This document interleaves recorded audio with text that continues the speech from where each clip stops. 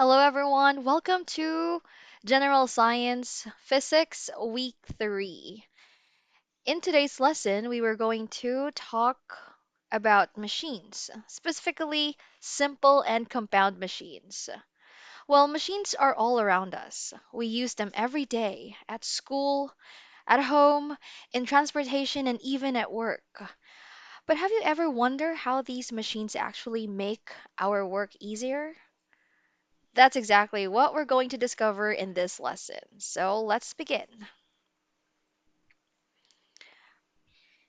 For our learning competency, by the end of this lesson, you should be able to apply the concepts of translational and rotational motion to design and build prototypes of efficient, simple, and compound machines. Explain the characteristics of efficient, simple, and compound machines. These competencies will help us understand not only how machines work, but also why they are useful in our everyday lives. For our learning objectives, at the end of today's lesson, you should be able to first differentiate simple and compound machines. Second, explain how translational and rotational motions apply to efficiency or machine efficiency. And finally, design and build a working prototype of a compound machine using concepts of motion and efficiency. Now that we know our learning goals, let's start with a simple question. How do you think can one person lift something much heavier than themselves? Just take a look at this picture. This one and this one. Well, if someone asks you to lift a huge rock or a heavy piece of furniture, do you think you would be able to do it using your own strength? Well, probably not. So, how do construction workers lift steel beams? How do mechanics lift cars? How can one person move something that is much heavier than themselves? Well, the answer to that question is going to be in today's lesson. So, here's another question. How do these machines help people do difficult tasks? Now, I want you to look carefully at the pictures on your screen. Although these machines look different, they all have one purpose. They help people perform tasks more easily and more efficiently. But how exactly do they do that? To answer that, let's look at a real life scenario. Now imagine you are moving a refrigerator from the ground floor to the second floor. How do you think you would do that? How would you move it and why? Is it A? Would you lift it directly? B? Use a ramp? C? Use a pulley? Or D? Call more people? Now, most people would probably choose a ramp or a pulley because these machines make the task easier. But remember, refrigerator doesn't become lighter. Instead, the machine changes the way we apply force, making the task easier to accomplish. Now look at these different objects. What do they all have in common? Although they have different shapes and different uses, they all help us perform work more efficiently. In other words, they are examples of machines. And throughout this lesson, we'll discover how each one works and what makes them useful.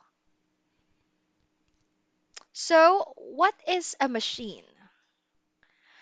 A machine is any device that makes work easier by changing the magnitude of a force or by changing direction of a force. In simple terms, a machine helps us perform work with less effort. Some machines could actually increase the force we apply. Other changes the direction of the force. Either way, their purpose is the same, to make work easier. So now that we know what a machine is, let's find out what machines can actually do.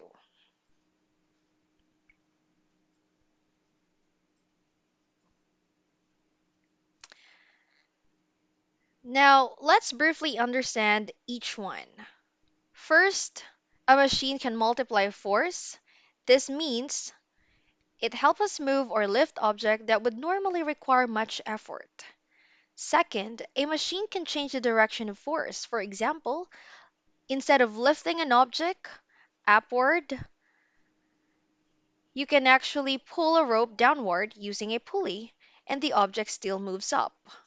Finally, some machines can or are designed to increase speed, allowing work to be completed more quickly.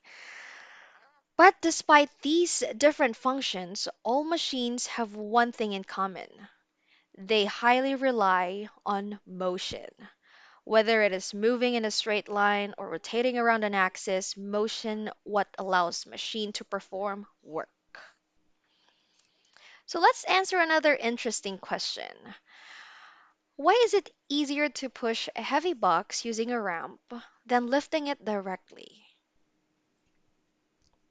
Well, that is because when you lift a heavy box straight up, you have to overcome its entire weight at once. But when you use a ramp, or what we call an inclined plane, you are spreading the effort over a longer distance. In other words, you use less force, but you move the object over a greater distance. This is one of the most important ideas in simple machines. Machines don't reduce the amount of work. Instead, they reduce the amount of force needed by increasing the distance over which that force is applied.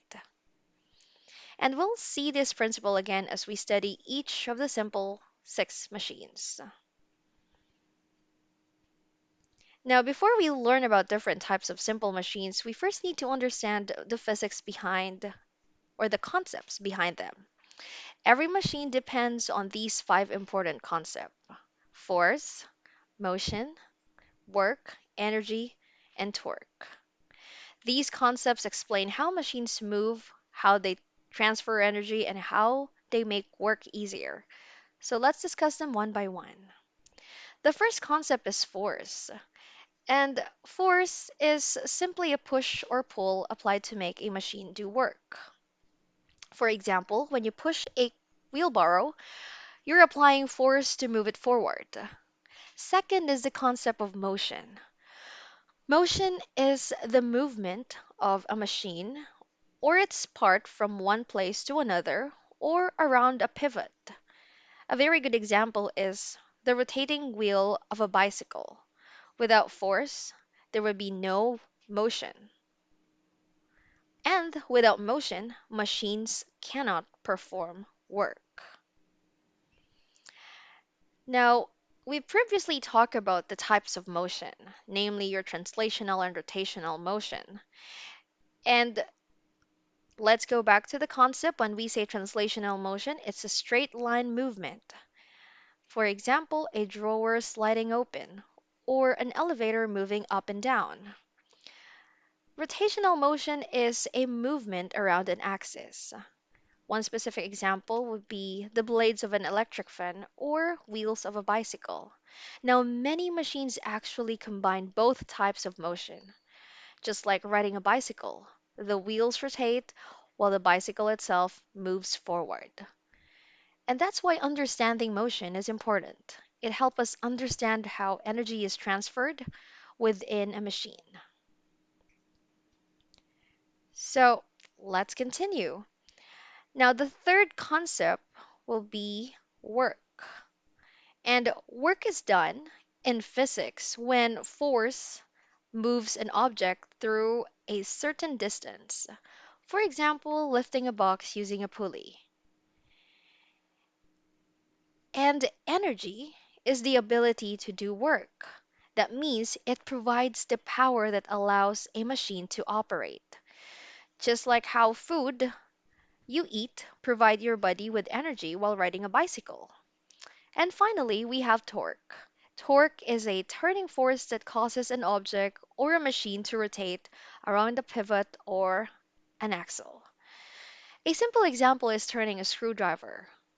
Whenever you twist a screwdriver, you're applying torque. And as we study each of the six simple machines, keep asking yourself these questions. What force is applied? What type of motion occurs? What work is being done? Where does the energy come from? And this torque involve? These questions will help you understand not just what a machine does, but how it works. Remember, every machine we use, whether it's a simple or a complex, depends on these five physics concepts. And now that we've built a stronger foundation, we are finally ready to meet the six simple machines.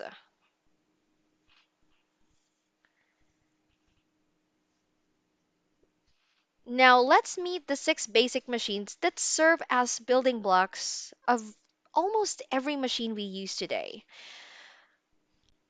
Although modern machines may look very complicated, most of them are actually a combination of these six simple machines. Let's explore them one by one.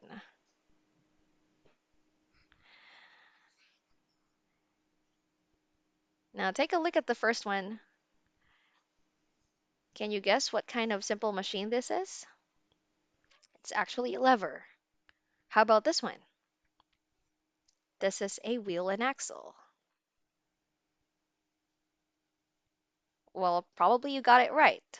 This one is a pulley and an inclined plane, screw, and wedge. Now, each of these machines has a unique design, but they all share one common purpose. They make work easier by changing the amount or direction of the force we apply. So, what exactly is a simple machine? A simple machine is a basic mechanical device with few or no moving parts that makes work easier by changing the direction or the magnitude of a force. You can also think of simple machine as building blocks of more complex systems. When two or more simple machines are combined, they form what we call a compound machine, which we'll discuss later. Now, take a look at these pictures shown on your screen.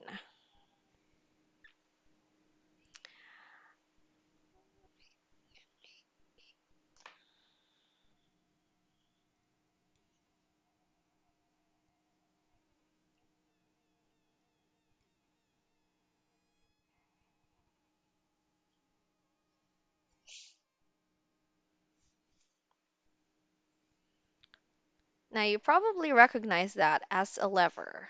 And so, our first simple machine is a lever. And the lever is a rigid bar that rotates around a fixed point called fulcrum. The fulcrum acts as the pivot point, allowing lever to rotate. And by using a lever, we can move or lift objects with less effort.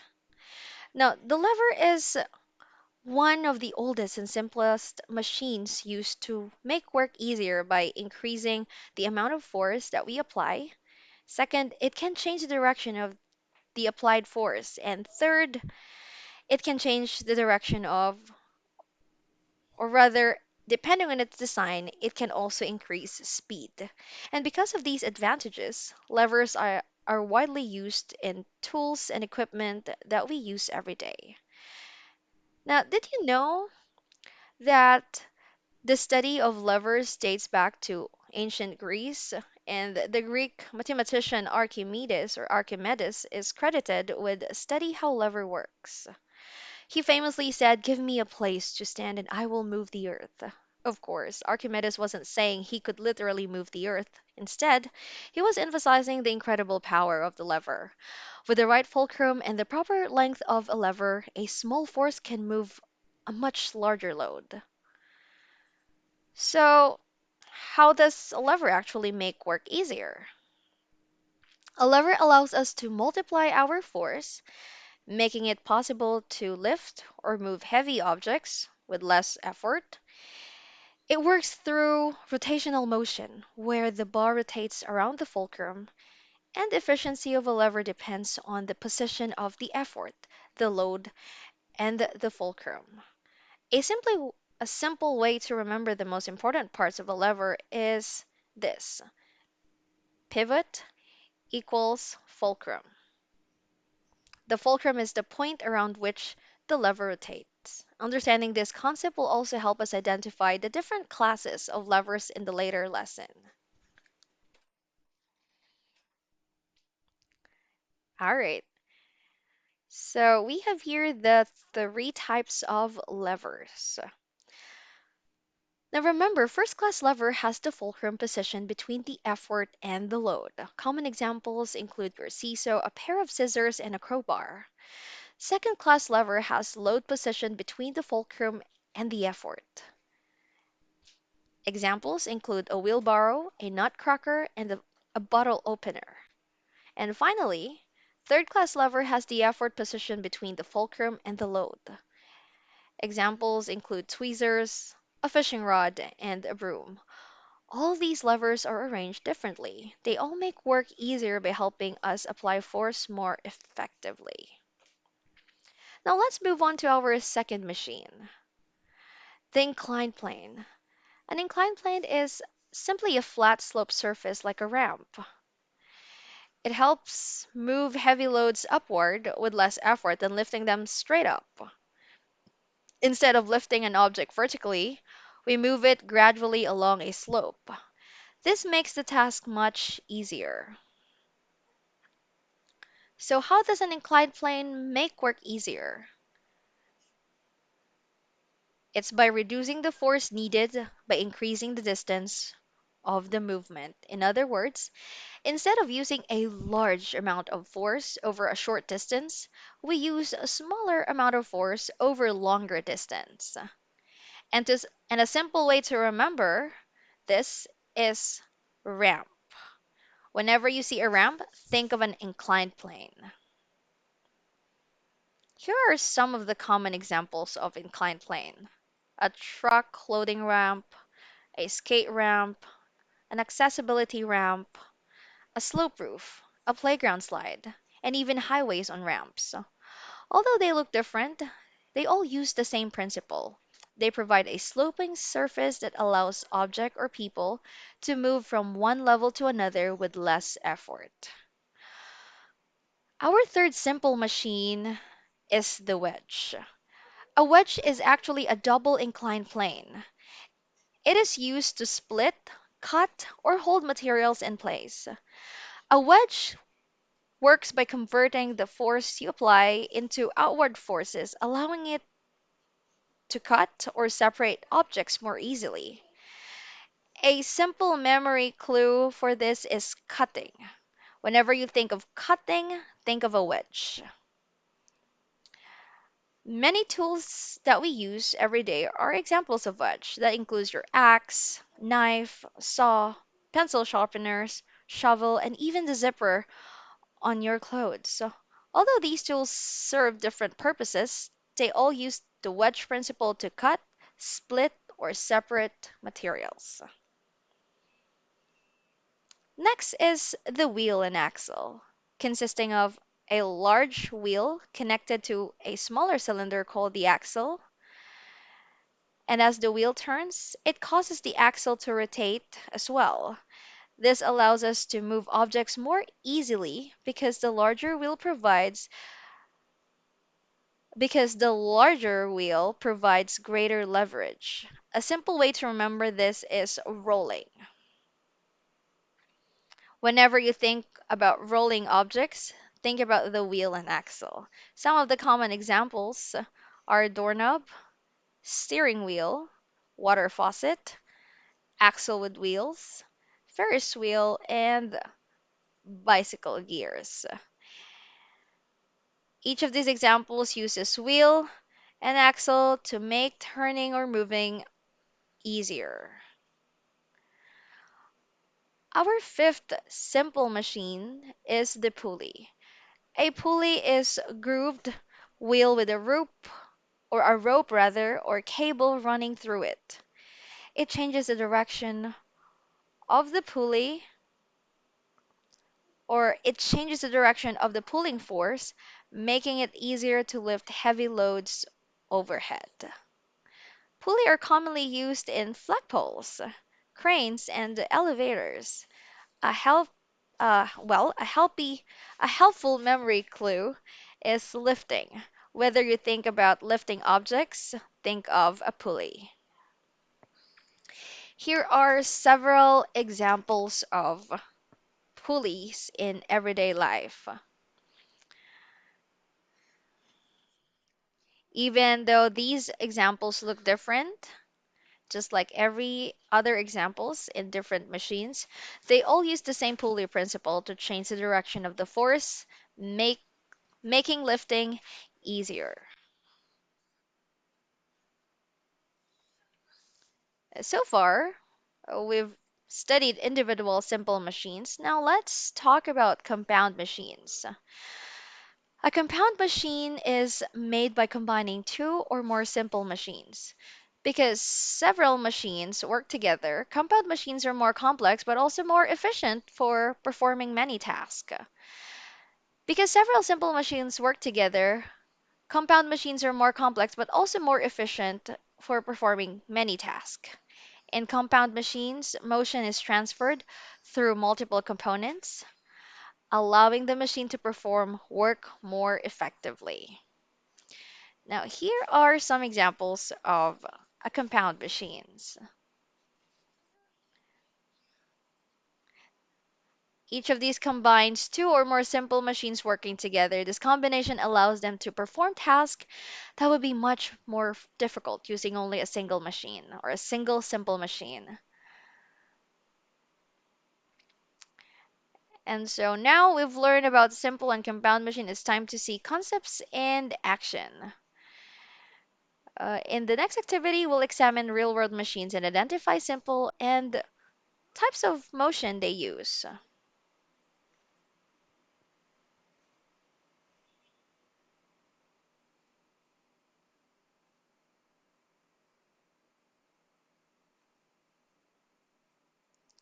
Now, let's talk about efficiency. Now, efficiency tells us how well a machine performs its work. It is calculated using a formula: efficiency equals useful output divided by input multiplied by 100%. No machine is 100% efficient because some of the energy is always lost because of friction. The goal is designing machines, or the goal in designing machines is to maximize useful output while minimizing energy lost. And so, understanding translational and rotational motion is not only an important in physics, but these concepts also play a major role in analyzing and improving machines' efficiency. Engineers study how machines move so they can design equipment that is safer, faster, and more efficient. So, in machines, motion affects efficiency in several ways. First, it influences mechanical advantage. Second, it affects heat generation. Third, it determines power transmission, which we will discuss in the later part of our lesson.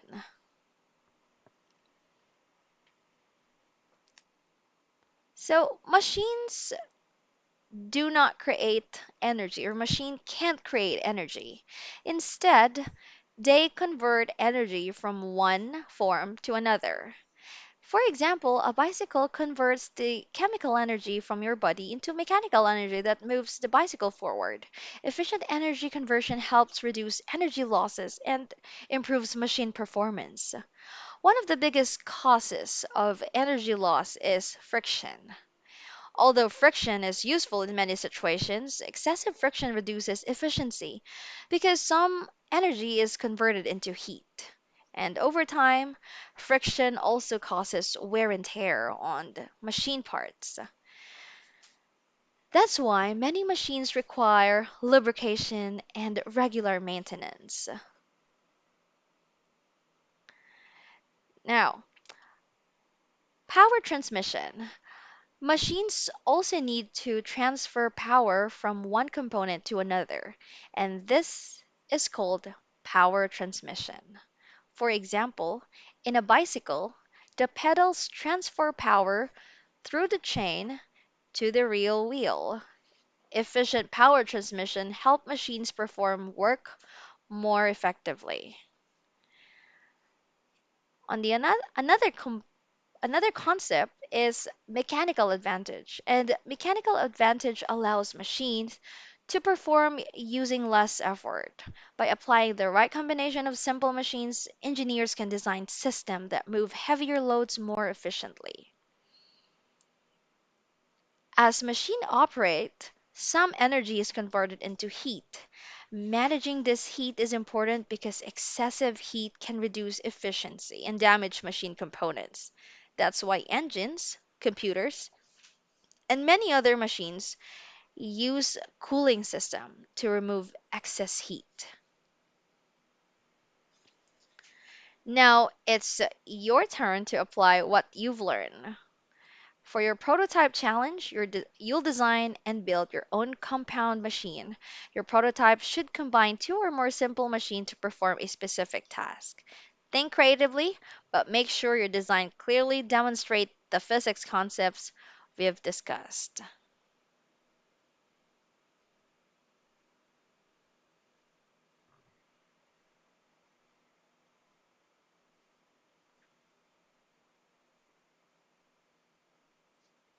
Well, that brings us to the end of today's lesson. Today, we've learned how simple and compound machine makes work easier, how motion affects machine performance, and why concepts such as force, work, energy, and torque are essential in understanding how machines operate. The next time you use a pair of scissors, ride a bicycle, or walk up a ramp, remember that you're seeing physics in action. Thank you so much for watching. Don't forget to like, share, and subscribe, and I'll see you in the next lesson. Until next time, keep exploring the science behind everyday life.